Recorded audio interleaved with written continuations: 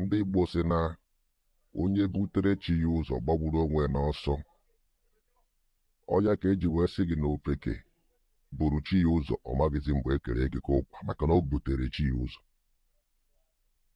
Moses would nothing but mmụọ ozi.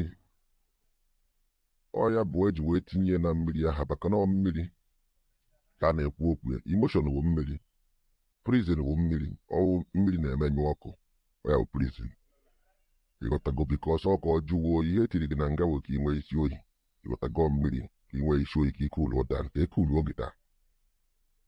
Ịghọta. So ọwụ na iwu ọchị ya mgbe Moses bịara for the Israelites, they are suffering, ha na-ata afụfụ na Egypt according to their book. Ịghọta. So iwu ọchị ya the story, ịghọtago na ihe a bụrụ or story of Africa or America, na ihe a bụ ihe na-eme everywhere. Spain, Germany, America, Nigeria. So anywhere ọbụla mmadụ violate the law of their land, that's na nkụdị na mba na-eghere mba nri, they will have the same repercussion.